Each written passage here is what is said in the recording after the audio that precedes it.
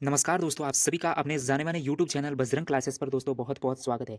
दोस्तों आज हम देखने वाले हैं रीट लेवल 1 ठीक है? ईवीएस की जो फर्स्ट यूनिट है उसमें सामाजिक बुराइयों को हम दोस्तों देखेंगे। उसमें सबसे पहले पॉइंट हम यहाँ पर बाल श्रम का देखने वाले हैं। दोस्तों थोड़ी हैंडराइटिंग यहाँ पर दोस्तों खराब है, लेकिन इसमें जो मैटर है वो आप सभी के लिए मोस्ट इंपोर्टेंट रीट पात्रता के लिए दोस्तों रहने वाला है। कुछ भी इसमें नहीं छोड़ा है, ठीक है? सब कुछ इसमें दोस्तों आप देख रहे हो, हमने इस पीडीएफ में दोस्तों समाहित कर लिया है। यानी कि अगर इस क्लास को आपने पूरा देख लिया तो दोस्तों आपको दूसरी क्लास देखने की ज़रूरत नहीं पड़ेगी। ठीक है? थोड़ी हैंडराइटिंग दोस्तों यहाँ पर थोड़ी खराब है, लेकिन आप सभी के लिए ये कंटेंट सफिशिएंट होगा, ठीक है? तो दोस्तों क्लास को स्टार्ट करते हैं। अगर चैनल पर अभी तक नए हो तो चैनल को सब्सक्राइब कर देना, और ये दोस्तों हमारे जो हैंडराइटिंग नोट्स है वही है, ठीक है दोस्तों? यानी कि इससे बाहर कुछ भी नहीं जाएगा। तो सामाजिक बुराइयाँ यूनिट फर्स्ट है, ठीक है? रीट लेवल 1 ईवीएस में, ठीक है? तो आज हम पॉइंट देखेंगे बाल श्रम को सबसे पहले, ठीक है? तो दोस्तों समाज के लोगों के द्वारा समाज के विरुद्ध किया गया कार्य सामाजिक बुराई कहलाता है, ठीक है? तो सामाजिक बुराई का यहाँ पर दोस्तों हमने आपको अर्थ बताया है कि सामाजिक बुराई होती क्या है। तो समाज के लोगों के द्वारा समाज के विरुद्ध किया गया कोई भी कार्य हो तो वो सामाजिक बुराई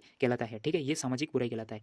अब सामाजिक बुराइयाँ कौन कौन सी है, स्पेशली जो अपने रेट लेवल 1 ठीक है सिलेबस है उसमें कौन कौन से यहाँ पर सामाजिक बुराइयाँ दी हुई है। तो बाल श्रम दिया हुआ है, बाल विवाह दिया हुआ है, ठीक है? दहेज प्रथा दी हुई है, चोरी दी हुई है, और यहाँ पर धूम्रपान नशाखोरी है, ठीक है? तो इतना ही है वो पढ़ना है, ठीक है? तो आज हम सबसे पहले बाल श्रम को देखेंगे। बाल श्रम निषेध अधिनियम 1986 बना था, ठीक है? बाल विवाह निषेध अधिनियम 2006 बना था, जो 1 नवंबर 2007 को लागू हुआ था, ठीक है? दहेज प्रथा दहेज निषेध अधिनियम 1961 को बना था, ठीक है? और यहाँ पर चोरी यानी कि आईपीसी की धारा में 1978 से 462 तक यहाँ पर चोरी का उल्लेख है, ठीक है? और धूम्रपान नशाखोरी धूम्रपान निषेध अधिनियम 2008 बना था, ठीक है? तो दोस्तों सबसे पहले अपने जो सिलेबस अकॉर्डिंग यहाँ पर देखेंगे, सबसे पहले हम बाल श्रम को, ठीक है? इन 5 को ही पढ़ना है, तो यहाँ पर बाल श्रम को हम देख लेते हैं।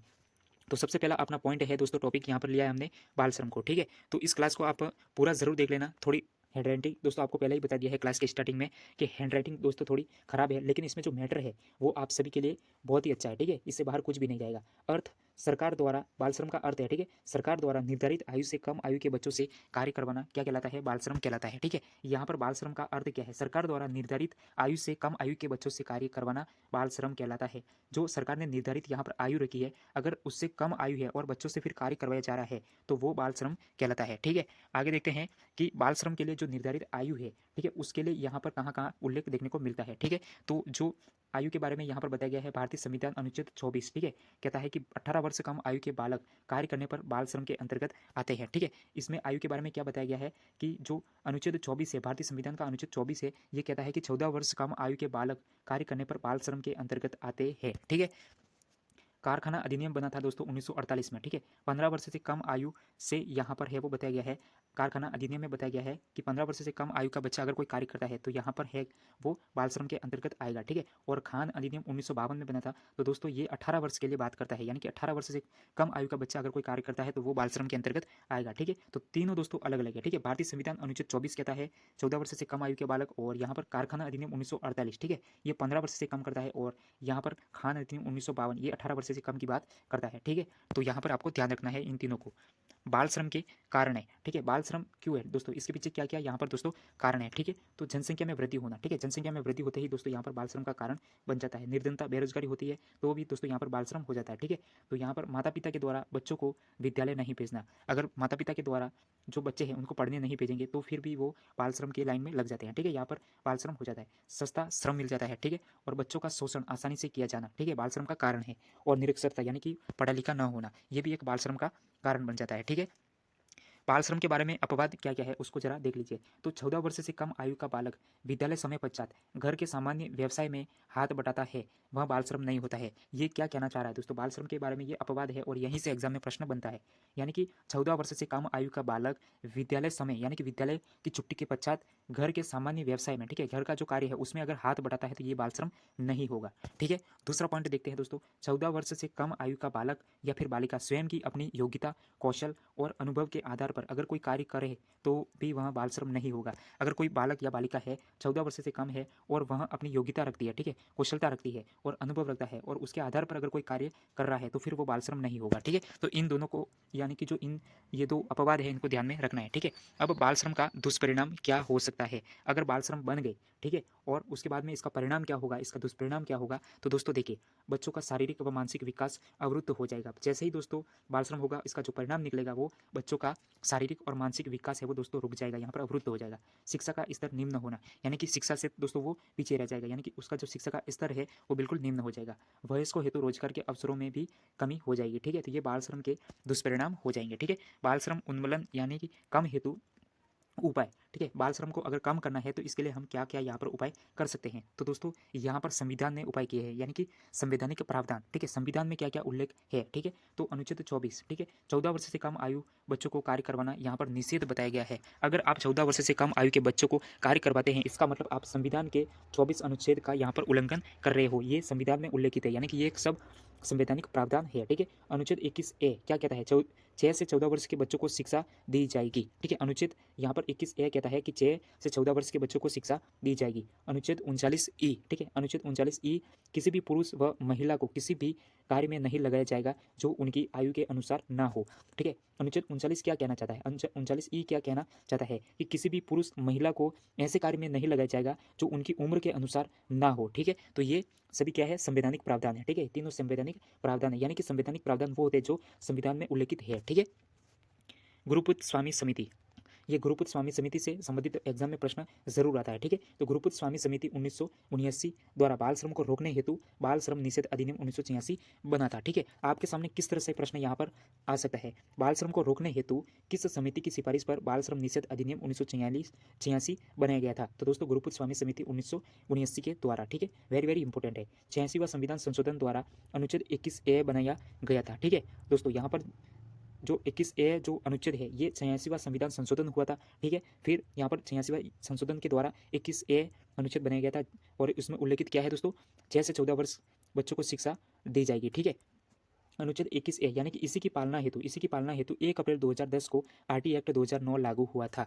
यानी कि अनुच्छेद 21A है, इसकी पालना हेतु 1 अप्रैल 2010 को आरटी एक्ट 2009 लागू हुआ था, ठीक है। अनुच्छेद 24, ठीक है दोस्तों, अनुच्छेद 24 क्या कहता है दोस्तों कि 14 वर्ष से कम आयु बच्चों को कार्य करवाना निषेध है, ठीक है। तो अनुच्छेद 24 की पालना हेतु बाल श्रम निषेध अधिनियम 1986 बना था। दोस्तों मैं जानता हूँ कि इसमें आप जरूर कंफ्यूज हुए होंगे, लेकिन दोस्तों अगर ध्यान से आप यहाँ पर पढ़ोगे तो दोस्तों आपको समझ में जरूर आएगा। यहाँ पर कहना क्या चाहता है कि जो अनुच्छेद 21A है, सबसे पहले तो ये 86वां संविधान संशोधन के द्वारा बना था, ठीक है, अनुच्छेद 21A। और 21A में क्या बताया गया है, 6 से 14 वर्ष के बच्चों को शिक्षा दी जाएगी, ठीक है। फिर इसी की पालना हेतु आरटी एक्ट लागू हुआ था 2009, ठीक है। और अनुच्छेद 24 जिसमें 14 वर्ष से कम आयु बच्चों को कार्य करवाना निषेध बताया गया है और इसकी पालना हेतु बाल श्रम निषेध अधिनियम 1986 बना था, ठीक है।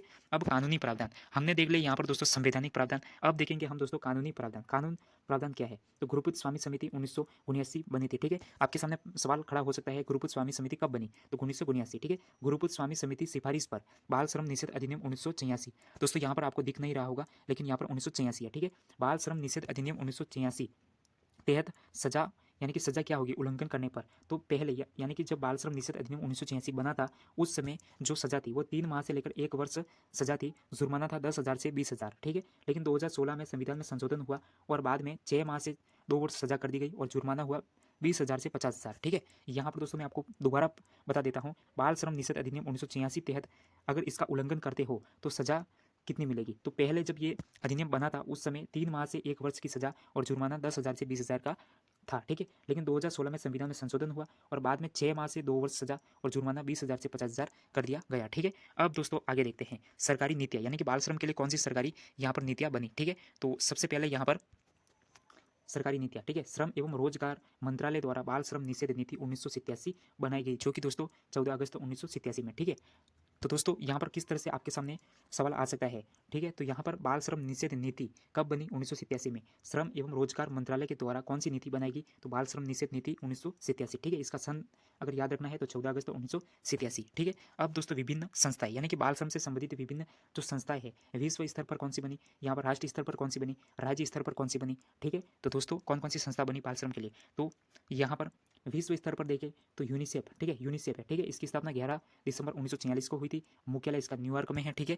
एन से दोस्तों न्यूयॉर्क आप याद रख पाओगे, ठीक है। भारत इसका सदस्य 1949 में बना था। देखिए दोस्तों यूनिसेफ विश्व स्तर पर दोस्तों यूनिसेफ बनी थी, इसकी स्थापना 11 दिसंबर 1946 और इसका मुख्यालय न्यूयॉर्क में है और भारत यूनिसेफ का सदस्य कब बना था, 1949 में, ठीक है, याद रखना है। अब देखते हैं राष्ट्रीय स्तर पर, दोस्तों हमने विश्व स्तर पर देख लिया, अब राष्ट्रीय स्तर पर देखते हैं। तो राष्ट्रीय बाल श्रम उन्मूलन प्राधिकरण जिसका गठन 26 सितंबर 1994 को यहाँ पर दोस्तों हुआ था। 26 सितंबर 1994 को राष्ट्रीय बाल श्रम उन्मूलन प्राधिकरण का गठन हुआ और इसका मुख्यालय नई दिल्ली के अंदर है। ठीक है, अब बात करते हैं दोस्तों राष्ट्रीय बाल अधिकार संरक्षण आयोग। राष्ट्रीय बाल अधिकार संरक्षण आयोग, इसका गठन 5 मार्च 2007 को हुआ था। राष्ट्रीय बाल अधिकार संरक्षण आयोग का गठन 5 मार्च 2007 को हुआ था और इसमें एक अध्यक्ष, इस आयोग में एक अध्यक्ष व 6 सदस्य होते हैं और इसका जो कार्यकाल है वो 3 साल का होता है। ठीक है, राज्य स्तर पर देखें तो राज्य स्तर पर भी दोस्तों राजस्थान राज्य बाल अधिकार संरक्षण आयोग बना और 23 फरवरी 2010 को इसका गठन हुआ था। तो दोस्तों अपनी क्लास यहाँ पर समाप्त होती हुई और दोस्तों इसमें हम आज देखा दोस्तों बाल श्रम। ठीक है, यानी कि अपने जो रीट ईवीएस का जो यूनिट फर्स्ट है, ठीक है, उसमें सामाजिक बुराइयों में भी दोस्तों हमें किन किन बुराइयों को पढ़ना था। तो यहाँ पर दोस्तों बाल श्रम, बाल विवाह, दहेज प्रथा, चोरी, धूम्रपान, ठीक है, इन्हीं 5 बुराइयों में से आपके सामने रीट पात्रता में परीक्षा में दोस्तों आपके सवाल बनेंगे, यानी कि इन्हीं 5 को पढ़ना है। उसमें से दोस्तों हमने फर्स्ट यहाँ पर टॉपिक को यानी कि फर्स्ट बिंदु को हमने बाल श्रम को देख लिया है और अपने 4 बाकी है। ठीक है, तो इस तरह से अपनी एक एक क्लास आती जाएगी और दोस्तों हम इसको जो बाल श्रम है, ठीक है, सामाजिक बुराई है, इसको हम कंप्लीट कर देंगे। ठीक है, तो दोस्तों चैनल पर नए हो तो चैनल को सब्सक्राइब, लाइक, शेयर जरूर कर देना। Thank you for watching.